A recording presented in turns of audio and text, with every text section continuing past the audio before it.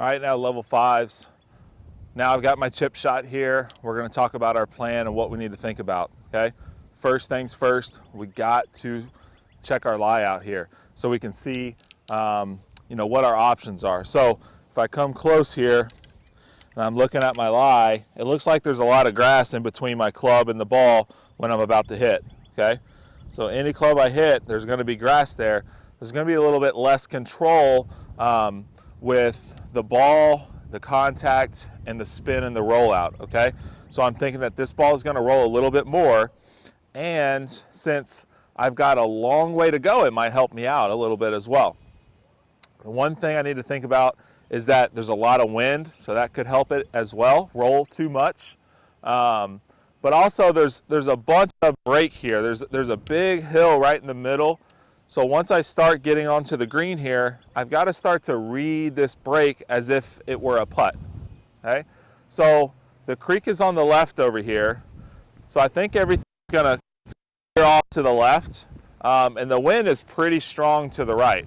So that wind could possibly make that ball not turn as much as it were if it were just not windy at all. So I'm gonna play it a little less break, but I'm going to give it enough break to get close to that hole, okay? So what I think is I've got two clubs here. I've got my 50 and I've got my 9-iron. I think that if I hit my 9-iron, it might roll too much. So I think I'm going to get my 50 degree, which is kind of like a pitching wedge, in between a pitching wedge and a sand wedge here. And I'm going to land this golf ball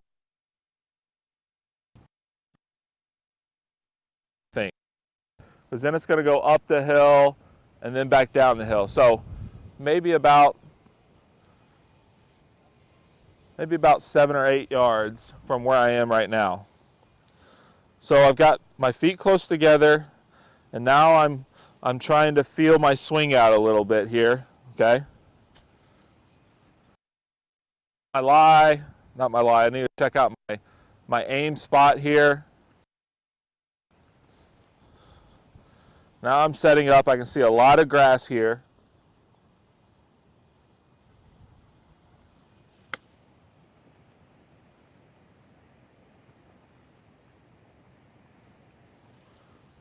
Okay, great. I got over the hill. That was great. I held my finish, which was key to here because my club went right through the grass there and it didn't stop it. And I've got maybe about an 8 to 10 footer for my par, which is pretty good from here, okay?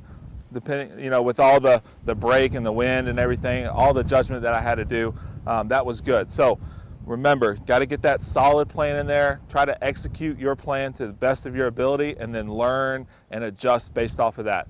So I'm looking forward to seeing all your videos and knowing all your plans that you're making, so send those in.